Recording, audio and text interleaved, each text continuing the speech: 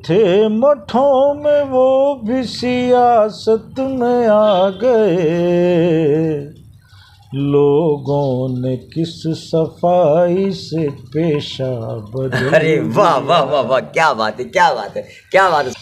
तो इस देश के मुसलमानों ने इस देश के हिंदुओं पर बड़े भाई की तरह पूरा भरोसा किया जी और इस हद तक भरोसा किया जी कि उन्होंने अपनी पॉलिटिकल रहनुमाई, जी सियासी रहबरी जी अपने लोगों के हाथ में नहीं रखी। जी उन्होंने हिंदू नेताओं पे भरोसा किया जो सेकुलर लोग थे जी। और उनको अपना रहनुमा, अपना नेता तस्लीम किया।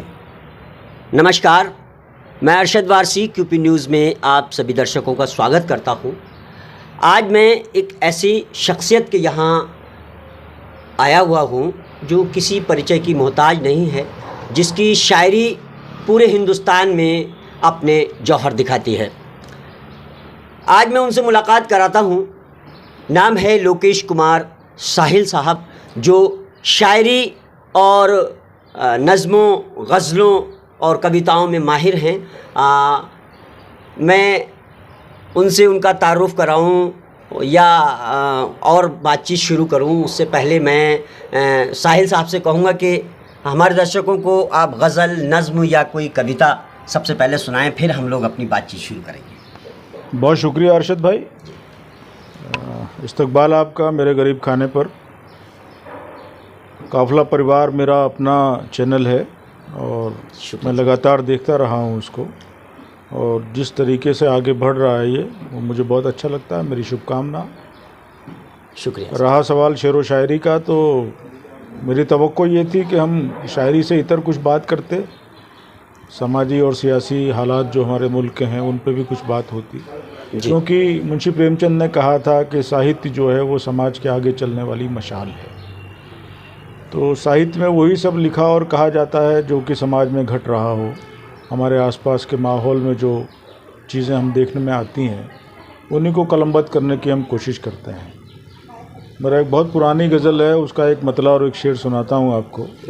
मतला कुछ यूँ है कि हमने इस दौर के अंदाज निराले देखे, हमने इस दौर के अंदाज निराले देखे, फैसले कत्ल के कातिल के हवाले देखे, और जिनको इंसान का लहू पी के भी संतोष नहीं, जिनको इंसान का लहू पी के भी संतोष नहीं, मस्जिदें ऐसी यहाँ ऐसे शिवाले। वाह वाह वाह वाह वाह, मस्जिदें ऐसी यहाँ ऐसे शिवाले देखे। जी भाई, वाह वाह वाह वाह वाह वाह। साहिल साहब, सबसे पहले तो मैं जानना चाहता हूँ कि जयपुर में आपका मुकाम कैसे और कैसे आपका कहाँ जन्म हुआ। देखिए, बेसिकली हम लोग उत्तर प्रदेश में एक जगह है चंदौसी, जी पश्चिमी उत्तर प्रदेश में जी, हम लोग वहाँ के रहने वाले हैं जी। मेरे फादर जो थे वो IRS थे, सेंट्रल एक्साइज और कस्टम्स में, तो उनकी सर्विस का एक बड़ा पार्ट जो है वो राजस्थान में गुजरा। तो हम अपने बचपने में ही यहाँ आ गए थे। और हमारी जो पढ़ाई लिखाई है वो भी सब राजस्थान की है जी। हमारी शादी भी यहाँ अलवर हुई नरुकाओं में। अच्छा। और मुझे ये कहने में अब कोई गुरेज नहीं कि I am as good as any Rajasthani. जी जी जी। जो तरबियत का शायरी से कैसे ताल्लुक़ रहा आपका, कैसे आप शायरी में आए?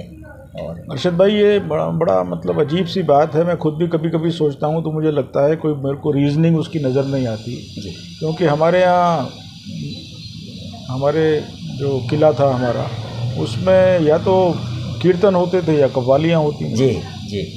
ठाकुर साहब जो थे हमारे दादा साहब, तो वो बस इसी तरह की मौसीकी के या कभी कभी नाचने वालियाँ आया करती थीं जी। सीधा सीधा शायरी से अदब से कोई ताल्लुक़ था नहीं जी, क्योंकि एक फ्यूडल बैकग्राउंड का मैं आदमी हूँ जी। और सामंतशाही देखी है शुरू से घर में जी। एक बड़ी जमींदारी हमारे यहाँ रही।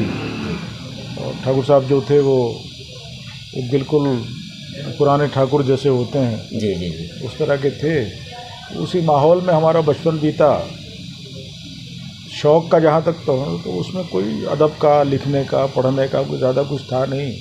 हॉर्स राइडिंग करते थे, शिकार विकार कर लेते थे जी। तो वो थे सारी चीज़ें।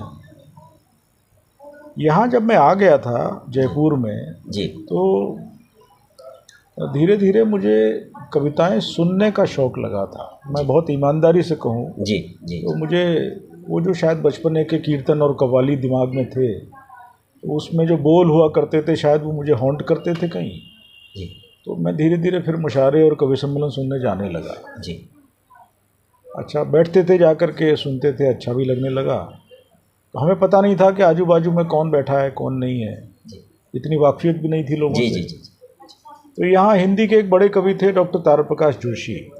जी तो मैं जब कवि सम्मेलन सुन रहा था तो कुछ मैंने उसको दाद देना कह दीजिए, तहसीन की कुछ बात की या कुछ कमेंट किया होगा मैंने, जी। अब तो मुझे ध्यान भी नहीं है क्या था वो।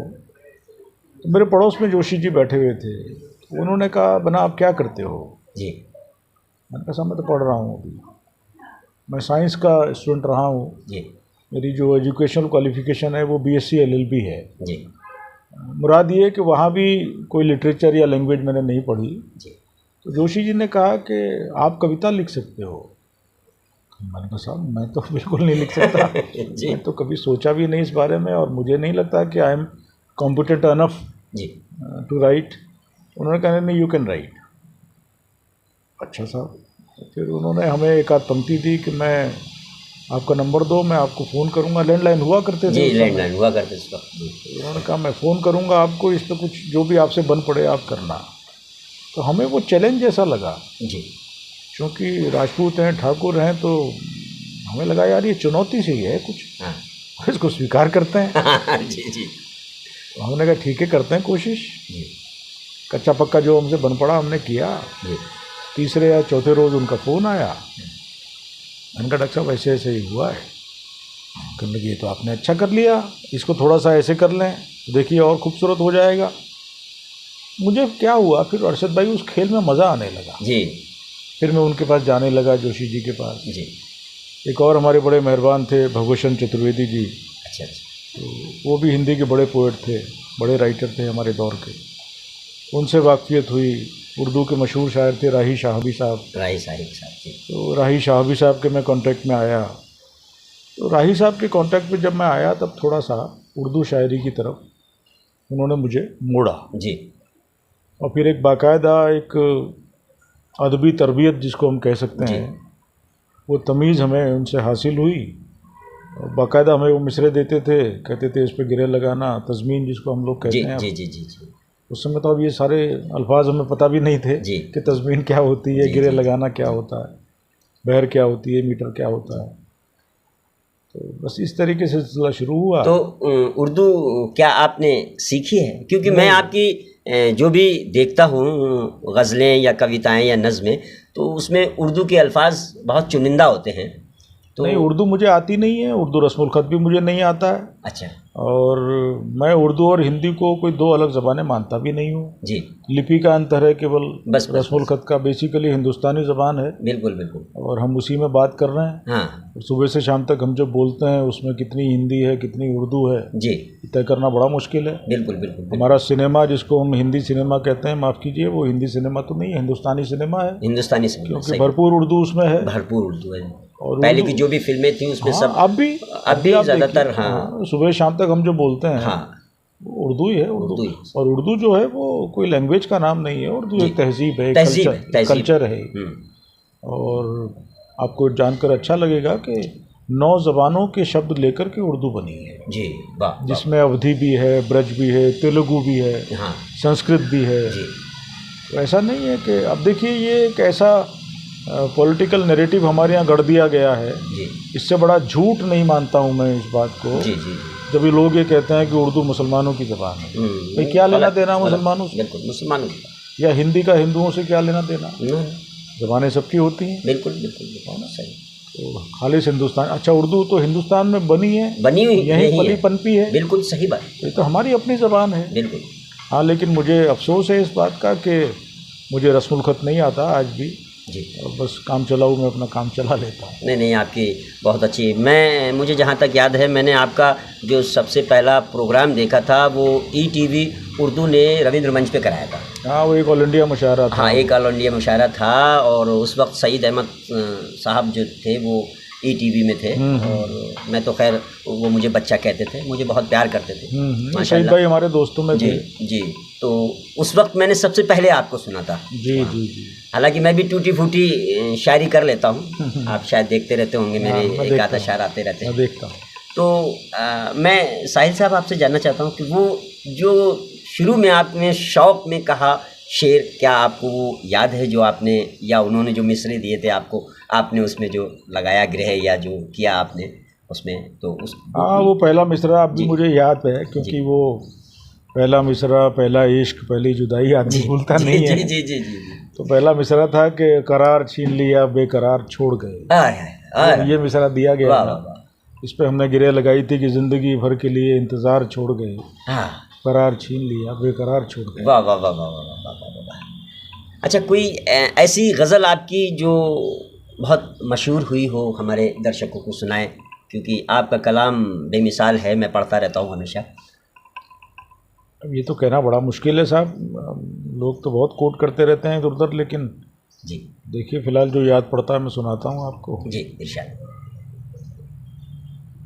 ये तमन्ना है कि मैं हर्फ वफा हो जाऊं, ये तमन्ना है कि मैं हर्फ वफा हो जाऊं, मेरी बातें रहे बेशक मैं फना हो जाऊं। क्या बात है, क्या बात है। बहुत वायरल हो रही है। हाँ, वाह वाह वाह, बहुत बहुत वाह वाह। ये तमन्ना है कि मैं हर्फ वफा हो जाऊं, मेरी बातें रहे बेशक मैं फना हो जाऊं, वाह, मेरे किरदार से अच्छाई की खुशबू आए, मेरे किरदार से अच्छाई की खुशबू आए, क्या बात। हर बुराई के लिए मैं तो बुरा हो जाऊं, क्या बात है, क्या बात है, वाह। इसी उम्मीद पर दिन काट दिए हैं मैंने, हाँ, इसी उम्मीद पर दिन काट दिए हैं मैंने, जिंदगी में तेरी रातों का दिया हो क्या बात है। जाऊं। बहुत वाह शुक्रिया। वाह वाह। एक और शेर इसमें है कि जी, रूठ कर फिर से छिपूं घर के किसी कोने में। जो दो चार ढंग के शेर मैंने कहे उसमें से एक ये भी है जी जी जी, बहुत अच्छा, बहुत अच्छा। कि रूठ कर फिर से छिपूं घर के किसी कोने में, एक खिलौने के लिए सबसे खफा हो हाय, क्या बात है, क्या बात है। बचपना याद आ वाह गया। वाह, बचपना याद आ गया, वाह वाह वाह वाह। रूठ कर फिर से छिपूं घर के किसी कोने में, एक खिलौने के लिए सबसे खफा हो जाऊं। हाँ, और एक शेर मेरा बहुत ज़ाती शेर है। जी, इरशाद। मैंने ज़िंदगी में एक बड़ा बेहतरीन वक्त भी देखा जी और फिर ख़राब वक्त भी देखा, और वक्त के साथ लोगों को कैसे बदलते हुए देखा। जी जी जी जी। तब ये शेर हुआ था कि जो मुझे छोड़ के जाते हैं वो पंछी सुन लें, जो मुझे छोड़ के जाते हैं वो जो पंछी सुन। मुझे छोड़ के जाते हैं वो पंछी सुन लें, कल नई रुत में फलों से न लदा हो जाऊं। क्या कहने, क्या कहने, वाह वाह वाह। जो मुझे छोड़ के जाते हैं वो पंछी सुन लें, कल नई रुत में फलों से न लदा हो जाऊं। मक्ता गज़ल का। जी, इरशाद इरशाद।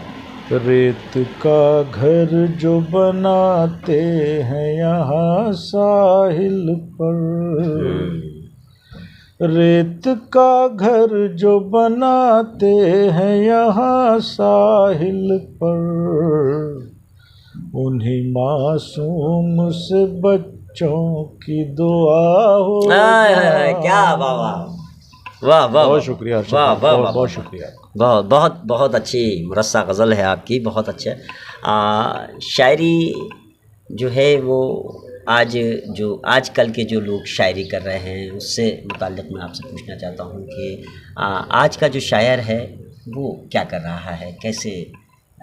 आज का शायर हमसे अच्छी शायरी कर रहा है। अच्छा हाँ, मुझे तो देखिए नए नौजवान लोग जो हैं जी बहुत सोच समझ के शेर कह रहे हैं, नए जावियों से शेर कह रहे हैं। जी, और मुझे कहने में कोई संकोच नहीं है कि हमसे बेहतर शायरी हो रही है आज। अच्छा अब ठीक है, जब देखिए डॉक्टर राम मनोहर लोहिया ने एक जगह कहा था जी कि अगर किसी की भी मूर्ति लगानी हो जी तो उसको मरे हुए कम से कम 300 बरस हो जाने चाहिए।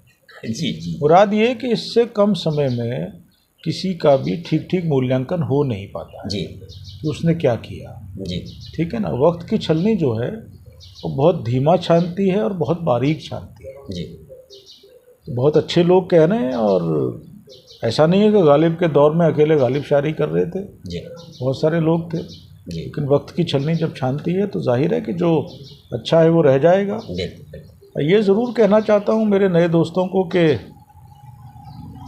अगर एक शेर कह रहे हैं तो 100 शेर पढ़िए पहले। जी मतलब अगर 1 टन आप पढ़ लेंगे जी, तो 100 ग्राम कहिए। फिर बिल्कुल बिल्कुल बिल्कुल, पढ़िए, अपने पुराने उस्ताद शायरों को पढ़िए, जी जो हमारे दौर के बड़े नाम हैं उनको पढ़िए। जी आजकल मैं थोड़ा सा धैर्य की कमी पाता हूँ जी। नई पीढ़ी, जी, उनके साथ दुविधा ये है कि उनको बहुत जल्दी चाहिए और बहुत ज़्यादा चाहिए। बहुत ज़्यादा चाहिए। हाँ वो दोनों चीज़ें एक साथ होती नहीं। जी जी, बिल्कुल बिल्कुल बिल्कुल सही बात है।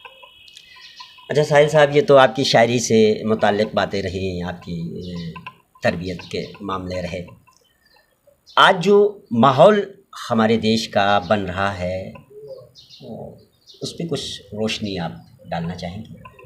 ये मेरे मन की बात आपने की है। मुझे इस टॉपिक पे बात करना इन दिनों बहुत अच्छा लगता है, और मैं सोशल मीडिया पे खूब गालियाँ भी खा रहा हूँ जी लोगों की। जी जी क्योंकि देखिए ये एक सियासी मकसद के तहत ये चीज़ें हो रही हैं। जी मुझे मुझे मुझे कोई संकोच नहीं है, मुझे अनुमति दीजिए ये बात कहने की जी, बिल्कुल बिल्कुल, कि आरएसएस और भाजपा के लोग इस देश को जिस तरफ ले जाना चाह रहे हैं जी वो कोई अच्छा रास्ता नहीं है, जी देश के लिए तो कतई अच्छा नहीं है। जी और अल्लाह जाने कि हम किस मंजिल को पहुंचेंगे। जी, बहुत दुख होता है, सारा एजेंडा जो है जी वो हिंदू मुस्लिम डिवीज़न पे आके टिक गया है। बिल्कुल बिल्कुल बिल्कुल, और अचानक मेरे को ये समझाया जा रहा है कि मैं हिंदू हूँ। जी अरे भाई, मैं इतने बरस का हो गया, जी जी, तो मुझे बताओगे मैं हिंदू हूँ, हाँ या मुझे समझाओगे मैं कैसा हिंदू हूँ। सही, और माफ़ कीजिएगा, अगर हिंदू होने की यही शर्त है कि मुझे मुसलमान को गाली देनी है हाँ तो मैं हिंदू नहीं होना चाहता। जी मैं ऐसा हिंदू नहीं होना चाहता जिसमें मुझे हिंदू होने के लिए, अपना हिंदूपन दिखाने के लिए जी मुसलमान को, ईसाई को, दूसरे धर्मों को गाली देनी पड़े। जी ये ऐसा हिंदू मुझे नहीं होना है। जी और बहुत ख़राब सूरत हाल में हम लोग जी रहे हैं। जी यंग जनरेशन जो है उसको, उसके जो बेसिक इश्यूज़ हैं जी उसको, उनको भटकाया जा रहा है जी रास्तों से। देखिए गरीबी, बेरोज़गारी है, जी कानून व्यवस्था, समानता, जी आर्थिक जो विषमता है वो सब, जी हम उस पर बात ही नहीं कर रहे हैं। जी, बिल्कुल बिल्कुल आज सही, हमारा पूरा एजेंडा जो है केवल हिंदू मुस्लिम डिवीज़न पर टिक गया आकर के। बिल्कुल बिल्कुल टेलीविज़न की तमाम डिबेट आप देखिए, बिल्कुल बिल्कुल, हैं, ये जितने बड़े बड़े चैनल हैं जी ये मुर्गे लड़ाने का काम कर मुर्गे रहे हैं। लड़ाने का काम कर रहे हैं, सही बात है। एक एंकर बैठ जाता है, बस एक कोई मौलाना आ जाते हैं दाढ़ी वाले, हाँ एक कोई विश्व हिंदू परिषद का आदमी आ जाता है, जी, और सुबह से शाम तक वही तमाशा चल रहा है। वही चलता रहता है, सही बात। क्या बेहूदगी है साहब ये। देश का माहौल बिगाड़ने में क्या आप मानते हैं कि मीडिया जो है कुछ हद तक जा रही है? देखिए मीडिया का साहब ये है कि, मुझे कहने दीजिए, आप मीडिया के आदमी हैं, जी मीडिया की लाज थोड़ी बहुत अगर अब बची हुई है तो वो सोशल मीडिया के कारण बची। जी जी जी, बाकी हमारा प्रिंट और विजुअल मीडिया जी ये बिल्कुल सरकार का गुलाम हो चुका है। जी वो भाषा बोल रहा है जो सरकार बुलवाना चाहती है। बिल्कुल और मैं एक छोटा सा किस्सा आपको सुनाता हूँ कि जी एक फ़िल्म आई थी, फिल्म का नाम था अंडर ट्रायल। जी फिल्म में कुछ नहीं है, पूरी 2.5 घंटे की फिल्म, एक सी ग्रेड की मूवी है वो। जी। कहानी कुछ यूँ है उसकी कि राजपाल यादव एक अधेड़ उम्र का आदमी उसमें बना है। अच्छा। उसकी 3 जवान बेटियां हैं, माँ है बच्चियों की। जी तो वो माँ और एक बेटी जो है वो गलत रास्ते पर हैं। जी बाप उन्हें रोकता है, टोकता है, तो बेटी ही बाप के ऊपर बलात्कार का आरोप लगा देती है। जेल हो जाती है उसको, जी। बाप को, राजपाल यादव को। कादर खान जो है वो वकील बने हैं उसमें। ट्रायल चलता है पूरी फिल्म में जी और अल्टीमेटली वो बरी करा लेते हैं। अच्छा। निर्दोष सिद्ध हो जाता है वो। जी आखिरी शॉट जो है उस फिल्म का वो ये है कि लंबरदार गया बैरक में, राजपाल यादव को कह रहा है कि भैया जाओ, कोर्ट ने तुम्हें बाइज्जत बरी कर दिया, घर जाओ अपने। जी तो वो कहता मुझे जेलर साहब के पास ले चलो। जी तो राजपाल यादव को जेलर के पास लेके जाते हैं। जी तो जेलर कहता है हाँ बोलो भाई। तो राजपाल यादव कहता है कि साहब पिछला कोई दरवाज़ा अगर जेल का हो तो आप उससे मुझे बाहर निकाल दो। तो जेलर कहता है ऐसा क्यों भाई? बोले साहब फ्रंट गेट पे फिर वो तमाम मीडिया के लोग होंगे और मेरे पास किसी मीडिया के सवाल का कोई जवाब तो कोई है, जवाब नहीं। मैं क्या फेस करूँगा उनको। तो अरशद भाई वो मुस्कुराता है जेलर, जी उसका हाथ पकड़ता है जी और जेल के फ्रंट गेट पे उसको लेके जाता है। एंड नोबडी वाज देयर, और कोई नहीं था। अच्छा। जेलर उसको कहता है देखो मियाँ, तुम मीडिया के लिए खबर उस दिन थे जिस दिन तुम्हारी बेटी ने तुम्हारे ऊपर बलात्कार का आरोप लगाया था। आज तुम कोर्ट से बाइज्जत बरी हो गए हो तो किसी मीडिया की तुम्हारे अंदर कोई रुचि नहीं। कोई रुचि, सही बात। यहाँ वो फिल्म खत्म हो जाती। वाह वाह वाह वाह। ये हमारे मीडिया का सूरत है। ये हमारी मीडिया का बिल्कुल बिल्कुल बिल्कुल सही बात है। तो ये माहौल जो बन रहा है या बनाया जा रहा है, इनका क्या मकसद हो सकता है? क्या क्या करना क्या चाहते हैं? कुछ प्रकाश डालेंगे इस पर? कुछ नहीं, वोट हासिल करना है, कुर्सी पे बने रहना है, एक ही मकसद है। जी देखिए जज्बाती मुद्दों को सियासत में कब उभारा जाता है? जी जब हमको बेसिक मुद्दों पे बात न करनी हो। जी ठीक, राम और रहीम को लड़ाने से किसका फ़ायदा है? जी एक ऐसी जमात है जिसका फ़ायदा है। जी और माफ़ कीजिएगा, वो जो फांसीवादी लोग हैं, वो जो कट्टर लोग हैं, जी वो दोनों तरफ हैं। बिल्कुल। किसी एक को हाँ। ब्लेम करना हाँ, मुनासिब- नहीं, बिल्कुल, अभी मैं बिल्कुल। और आप बैठे बिल्कुल, हैं, सही। हैं, हम झगड़ा करना चाहें जी तो हम में से एक अगर झगड़ा करना नहीं चाहेगा तो झगड़ा नहीं होगा। नहीं होगा, बिल्कुल सही बात है।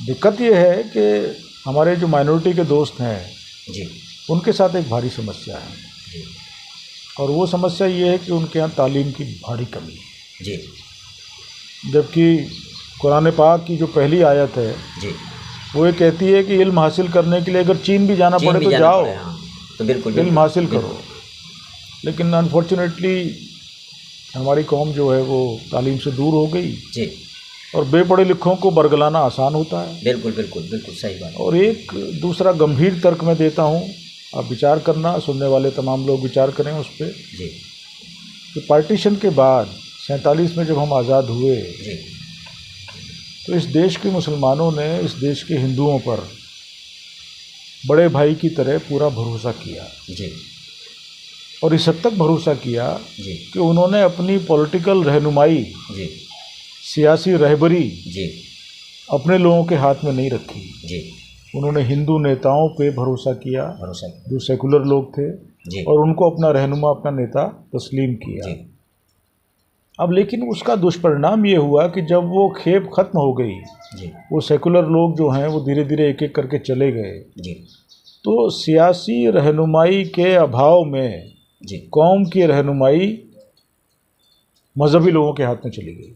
जी बिल्कुल बिल्कुल सही। एक वो दौर इस देश ने देखा है जब इमाम बुखारी ये तय करते थे हाँ इस देश का मुसलमान कहाँ वोट करेगा। जी जी तो ये कुछ ऐसी गड़बड़ियाँ हमसे हुई हैं। जी लेकिन अब ये भी बहुत गैर मुनासिब बात है कि आज हम उस हिंदू को तो अपना कह रहे हैं जी जिसने 47 में पाकिस्तान को अपना मुल्क तस्लीम किया, जी लेकिन उस मुसलमान को हम गद्दार कह रहे हैं जिसने हिंदुस्तान में रहना स्वीकार किया। जी बिल्कुल कहाँ जा रहे हो यार, बिल्कुल कहाँ ले जा रहे हो चीज़ों को? सही बात।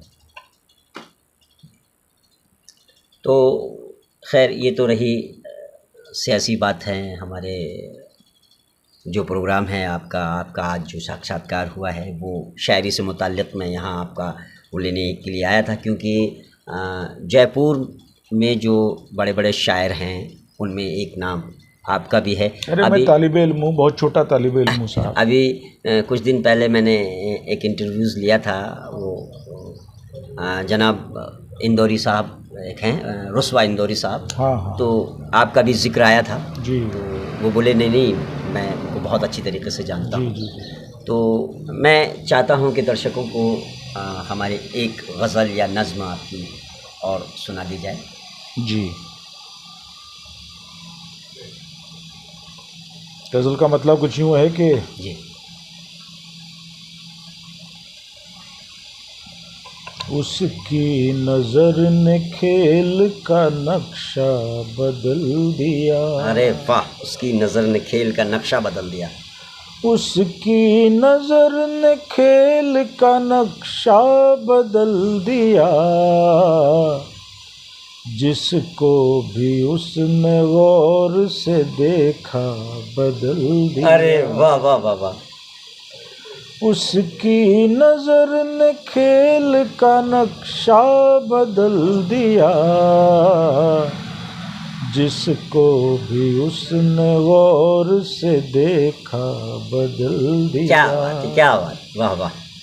इमदाद का ये ढंग निराला है देखिए, इमदाद का ये ढंग निराला है देखिए, आलम पनाह ने मेरा कासा बदल दिया। वाह वाह वाह वाह वाह वाह वाह, क्या शेर है। इमदाद का ये ढंग निराला है देखिए, आलम पनाह ने मेरा कासा बदल दिया। क्या जो थे मठों में वो भी सियासत में आ गए। वाह वाह वाह वाह। जो थे मठों में वो भी सियासत में आ गए, लोगों ने किस सफाई से पेशा बदल। अरे वाह वाह वाह वाह, क्या बात है, क्या बात है, क्या बात है साहिल साहब। जो थे मठों में वो भी सियासत में आ गए, लोगों ने किस सफाई से पेशा बदल दिया। घर से चला तो सामने मंजिल खड़ी मिली। माँ बाप का, गुरुजनों का, उस्तादों का आशीर्वाद क्या होता है, उनकी दुआएं क्या होती हैं। जी शेर सुनिए। इरशाद। घर से चला तो सामने मंजिल खड़ी मिली, किसने मेरे नसीब का लिखा बदल दिया। हाय हाय हाय हाय, क्या बात, क्या बात है।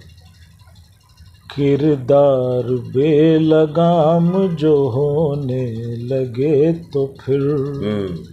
देखिए, मैं अभी जो बात कर रहा था सियासी हवाले से, जी, उन तमाम बातों के बाद भी, उन तमाम हालात के बाद भी जी, मैं नाउम्मीद नहीं हूँ। बिल्कुल बिल्कुल। मुझे उस देश की जनता पे भरोसा है। जी बिल्कुल। अल्टीमेटली हम लोग कामयाब होंगे। बिल्कुल। जो एकता की बात करने वाले अच्छे लोग हैं जी, उन्हीं की जीत होगी। जी। जनता, ये तमाम जो नफरत फैलाने वाले लोग हैं जी, उनको उखाड़ फेंकेगी। जी बिल्कुल। किरदार बेलगाम जो होने लगे तो फिर,